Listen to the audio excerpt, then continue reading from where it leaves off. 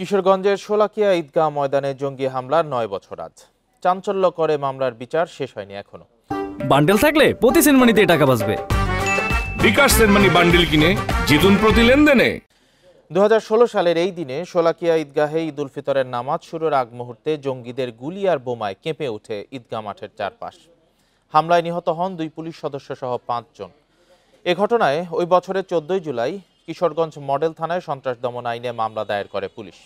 ২০১৮ সালের ২৬ জুলাই আদালতে ২৪ জনকে আসামি করে চার্জশিট দেয় পুলিশ। এদের মধ্যে ১৯ জন বন্দুকযুদ্ধে নিহত হন। আসামিদের একজন কারাগারে, ৪ জন জামিনে। রাষ্ট্রপক্ষের আইনজীবী জানান, আলোচিত এই মামলায় বেশিরভাগ সাক্ষীর সাক্ষ্য নেওয়া শেষ হয়েছে।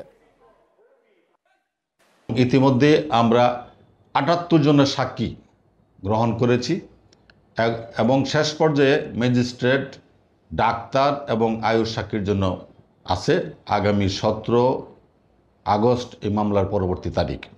আমরা আশা করতেছি অতি দ্রুত এই মামলার সাক্ষ্য গ্রহণ সমাপ্ত হবে এবং বিচার কার্যেরও সমাপ্ত হবে।